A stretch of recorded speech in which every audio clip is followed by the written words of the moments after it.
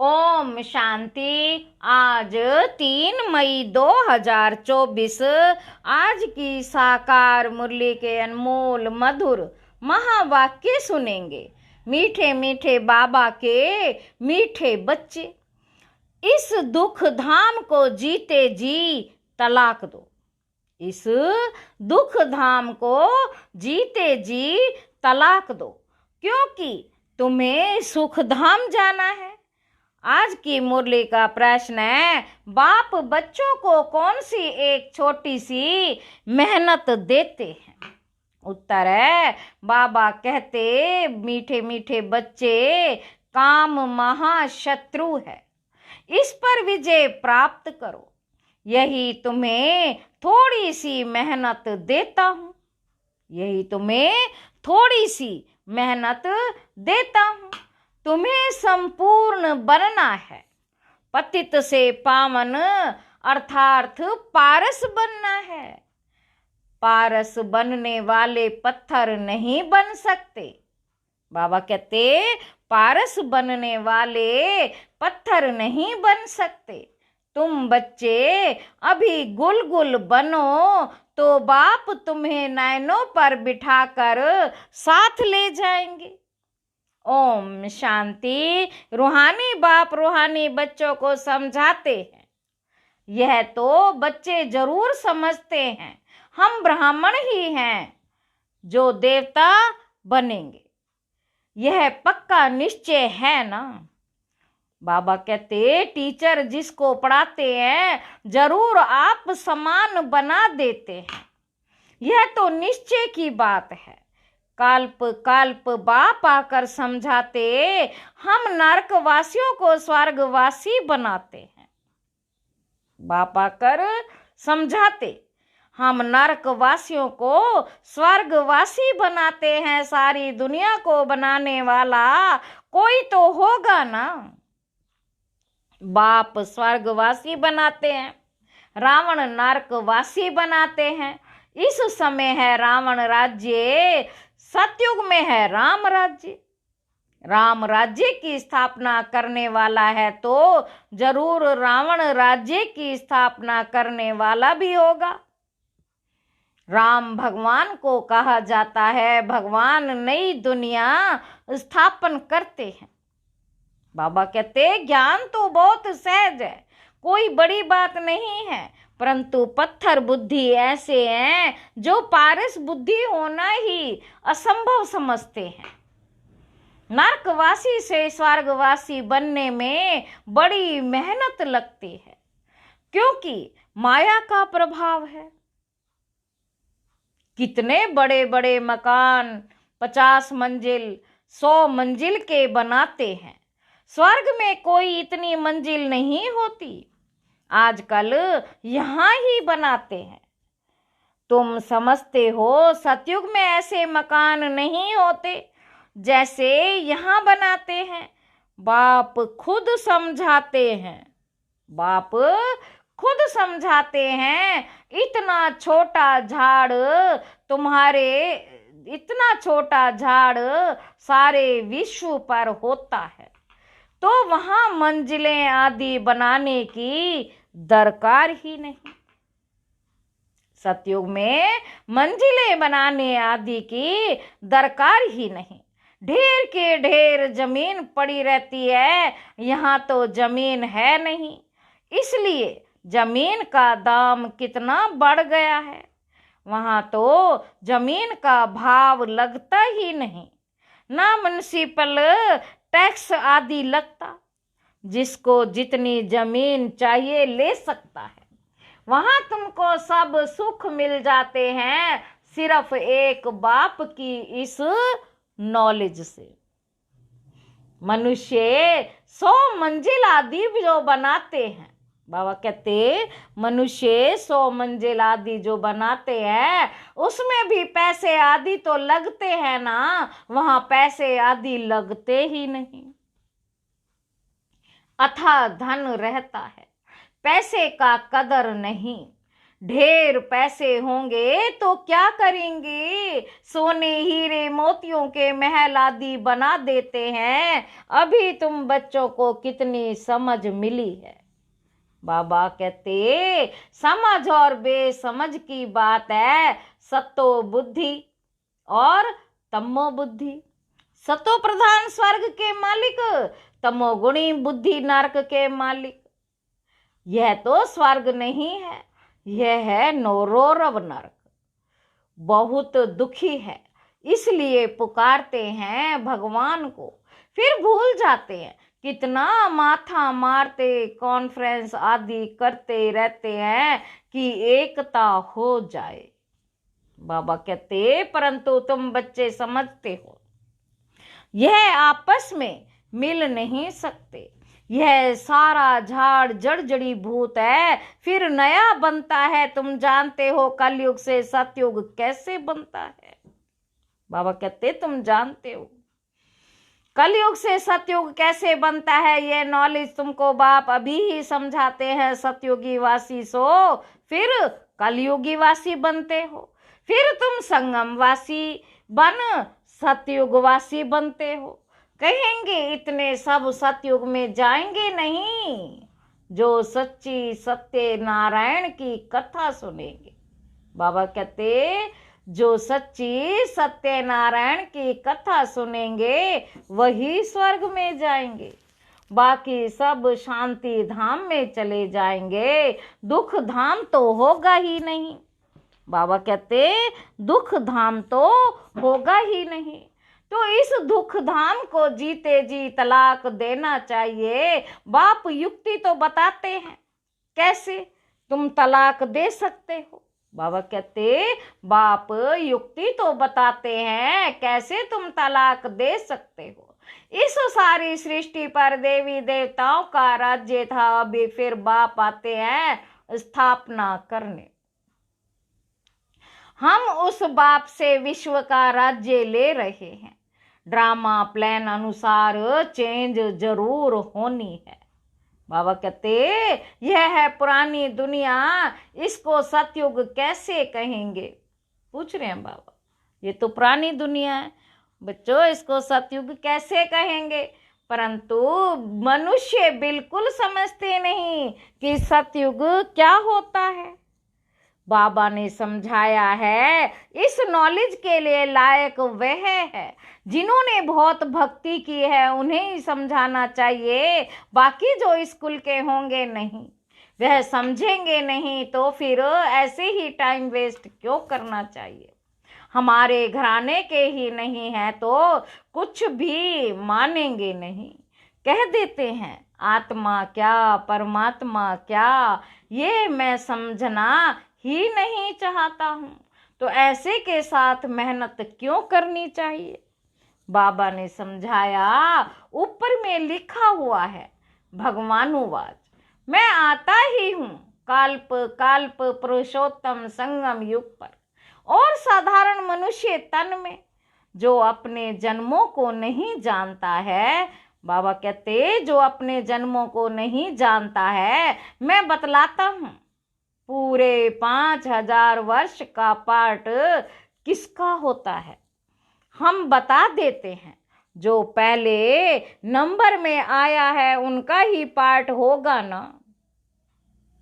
श्री कृष्ण की महिमा भी गाते हैं। फर्स्ट प्रिंस ऑफ सतयुग, वही फिर 84 जन्मों के बाद क्या होगा।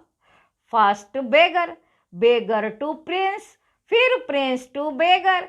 तुम समझते हो प्रिंस टू बेगर कैसे बनते हैं। फिर बाप आकर कोड़ी से हीरे जैसा बनाते हैं। जो हीरे जैसा है वही फिर कोड़ी जैसा बनते हैं। पुनर्जन्म तो लेते हैं ना, सबसे ज्यादा जन्म कौन लेते। बाबा कहते सबसे ज्यादा जन्म कौन लेते हैं, यह तुम समझते हो। पहले पहले तो श्री कृष्ण को ही मानेंगे, उनकी राजधानी है, बहुत जन्म भी उनके होंगे, यह तो बहुत सहज बात है। परंतु मनुष्य इन बातों पर ध्यान नहीं देते। बाप समझाते हैं तो वंडर खाते हैं। बाप एक्यूरेट बताते हैं, first so last, first so last. First हीरे जैसा, लास्ट कोड़ी जैसा। फिर हीरे जैसा बनना है, पावन बनना है, इसमें तकलीफ क्या है? पारलौकिक बाप ऑर्डिनेंस निकालते हैं। काम महाशत्रु है, तुम पतित किससे बने हो? विकार में जाने से। इसलिए बुलाते भी हैं पतित पावन आओ, क्योंकि बाप तो एवर पारस बुद्धि है। बाबा कहते बाप तो एवर पारस बुद्धि है, वह कभी पत्थर बुद्धि नहीं बनते हैं। कनेक्शन ही उनका और पहले नंबर जन्म लेने वाले का हुआ। देवताएं तो बहुत होते हैं, परंतु मनुष्य कुछ भी समझते नहीं। बाबा कहते क्रिश्चियन लोग कहते हैं क्राइस्ट से 3000 वर्ष पहले पैराडाइज था, वह भी पिछाड़ी को आए हैं, ना तो उनकी ताकत है, उनसे ही सब सीखने जाते हैं, क्योंकि उनकी फ्रेश बुद्धि है। बुद्धि भी फ्रेश और वृद्धि भी उन्हों की है। सत्तो रजो तमो में आते हैं। कौन आते हैं? क्रिश्चियन। तुम जानते हो सब कुछ विलय से ही सीखते हैं, ये भी तुम जानते हो सतयुग में महल आदि बनने में कोई टाइम नहीं लगेगा। एक की बुद्धि में आया और फिर वृद्धि होती जाती है, एक बनाकर फिर ढेर बनाते जाते हैं। बुद्धि में आ जाता है ना, साइंस वालों की बुद्धि तुम्हारे पास ऊंच हो जाती है। झट महल बनाते रहेंगे, यहाँ मकान व मंदिर बनाने में 12 मास लग जाते हैं। वहां तो इंजीनियर आदि सब होशियार होते हैं। वह है ही गोल्डन एज। पत्थर आदि तो होंगे ही नहीं। अभी तुम बैठे हो, ख्याल करते होंगे हम यह पुराना शरीर छोड़ेंगे, फिर घर में जाएंगे, वहां से फिर सतयुग में योग बल से जन्म लेंगे। बाबा कहते बच्चों को खुशी क्यों नहीं होती, चिंतन क्यों नहीं चलता? जो मोस्ट सर्विसेबल बच्चे हैं उन्हों का चिंतन जरूर चलता होगा। जैसे बैरिस्ट्री पास करते हैं तो बुद्धि में चलता है। बाबा कहते जैसे बैरिस्ट्री पास करते हैं तो बुद्धि में चलता है ना, हम यह करेंगे, तुम भी समझते हो हम यह शरीर छोड़ जाकर यह बनेंगे। याद से ही तुम्हारी आयु वृद्धि को पाएगी। अभी तो बेहद बाप के बच्चे हैं। यह ग्रेड ऊंची है, ये ग्रेड बहुत ऊंची है। तुम ईश्वरीय परिवार के हो, उनका कोई और संबंध नहीं है। भाई बहन से भी ऊंच चढ़ा दिया है। भाई भाई समझो, ये बहुत प्रैक्टिस करनी है। भाई का निवास कहाँ है? इस तख्त पर अकाल आत्मा रहती है। यह तख्त सभी आत्माओं के सड़ गए हैं। सबसे जास्ती तुम्हारा तख्त सड़ गया है। आत्मा इस तख्त पर विराजमान होती है। भ्रुकुटी के बीच में क्या है? यह बुद्धि से समझने की बातें हैं। आत्मा बिल्कुल सूक्ष्म है, स्टार मिसल है। बाप भी कहते हैं मैं भी बिंदु हूं, मैं फिर तुमसे बड़ा थोड़े ही हूं। बाप कहते कि मैं भी बिंदु हूं, मैं फिर तुमसे बड़ा थोड़े हूं। तुम जानते हो हम शिव बाबा की संतान हैं। अब बाप से वर्षा लेना है, इसलिए अपने को भाई भाई आत्मा समझो। बाप तुमको सन्मुख पढ़ा रहे हैं, आगे चल और ही कशिश होती जाएगी। यह विघन भी ड्रामा अनुसार पढ़ते रहते हैं। अभी बाप कहते हैं तुमको पतित नहीं होना है, यह ऑर्डिनेंस है। अब तो और भी तमो प्रधान बन पड़े हैं, विकार बिगड़ रह नहीं सकते। जैसे गवर्नमेंट कहती है शराब नहीं पियो, तो शराब बिगड़ रह नहीं सकते। फिर उनको ही शराब पिलाए डायरेक्शन देते हैं, फलानी जगह बॉम्ब सहित गिर जाओ, फलानी जगह बॉम्ब सहित गिर जाओ। कितना नुकसान होता है। तुम यहाँ बैठे बैठे विश्व का मालिक बनते, वह फिर वहां बैठे बैठे बॉम्ब छोड़ते हैं सारे विश्व के विनाश के लिए। कैसे चट्टा भेटी है। तुम यहाँ बैठे बैठे बाप को याद करते हो और विश्व के मालिक बन जाते हो। कैसे भी करके बाप को याद जरूर करना है। इसमें हठ योग करने व आसन आदि लगाने की भी बात ही नहीं। बाबा कोई भी तकलीफ नहीं देते। कैसे भी बैठो, सिर्फ तुम याद करो कि हम मोस्ट विलवेड प्यारे बच्चे हैं। तुमको बादशाही ऐसे मिलती है जैसे मक्खन से बाल। गाते भी हैं, सेकंड में जीवन मुक्ति। कहाँ भी बैठो, घूमो फिरो, बाप को याद करो। पवित्र होने बिगड़ जाएंगे कैसे, नहीं तो सजाएं खानी पड़ेंगी। जब धर्मराज के पास जाएंगे तब सबका हिसाब किताब चुकता होगा। जितना पवित्र बनेंगे उतना ऊंच पद पाएंगे। इम्प्योर रहेंगे तो सूखा रोटला खाएंगे। बाबा कहते पवित्र बनेंगे उतना ऊंच पद पाएंगे, इम्प्योर रहेंगे तो सूखा रोटला खाएंगे। जितना बाप को याद करेंगे पाप कटेंगे। इसमें खर्चे आदि की कोई बात ही नहीं। भल घर में बैठे रहो, बाप से भी मंत्र ले लो। यह है माया को वश करने का मंत्र। मन मना भव, यह मंत्र मिला फिर भल घर जाओ, मुख से कुछ बोलो नहीं। अल्फ और बे बादशाही को याद करो। तुम समझते हो बाप को याद करने से हम सतो प्रधान बन जाएंगे, पाप कट जाएंगे। बाबा अपना अनुभव भी सुनाते हैं। भोजन पर बैठता हूँ, अच्छा हम बाबा को याद कर खाते हैं, फिर झट भूल जाता हूँ क्योंकि गाया जाता है। जिनके मत्थे मामला कितना ख्याल करना पड़ता है। फलाने की आत्मा बहुत सर्विस करती है, उनको याद करना है। सर्विसेबल बच्चों को बहुत प्यार करते हैं। तुमको भी कहते हैं इस शरीर में जो आत्मा विराजमान है उनको याद करो। यहाँ तुम आते ही हो शिव बाबा के पास, बाप वहां से नीचे आए हैं। तुम सबको कहते भी हो भगवान आया है, परंतु समझते नहीं। युक्ति से बताना पड़े, हद और बेहद के दो बाप है। अब बेहद का बाप रजाई दे रहे हैं, पुरानी दुनिया का विनाश भी सामने खड़ा है। एक धर्म की स्थापना, अनेक धर्मों का विनाश होता है। बाप कहते हैं मामे कम याद करो तो तुम्हारे पाप भस्म हो जाएंगे। यह योग अग्नि है जिससे तुम तमो प्रधान से सतो प्रधान बन जाएंगे। यह तरीका बाप ने ही बताया है। बाबा कहते तुम बच्चे जानते हो बाप सबको गुलगुल बनाकर नैनों पर बिठाए ले जाते हैं। गुलगुल बनाकर नैनों पर बिठाए ले जाते हैं। कौन से नयन?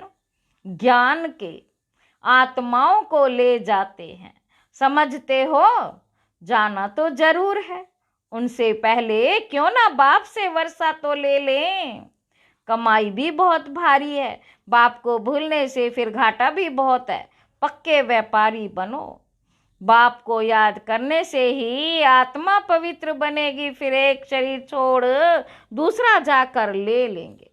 तो बाप कहते हैं मीठे मीठे बच्चों देही अभिमानी बनो। यह आदत पक्की डालनी पड़े। अपने को आत्मा समझ बाप से पढ़ते रहो तो बेड़ा पार हो जाएगा। शिवालय में चले जाएंगे। चंद्रकांत वेदांत में भी ये कथा है।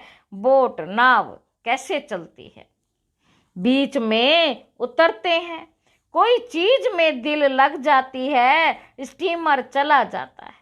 ये भक्ति मार्ग के शास्त्र फिर भी बनेंगे, तुम पढ़ेंगे। फिर जब बाबा आएंगे तो ये सब छोड़ देंगे। बाप आते हैं सबको ले जाने। भारत का उत्थान और पतन कैसे होता है कितना क्लियर है। यह सांवरा और गोरा बनता है। ये सांवरा और गोरा बनता है। ब्रह्मा सो विष्णु, विष्णु सो ब्रह्मा, एक तो सिर्फ नहीं बनता है ना।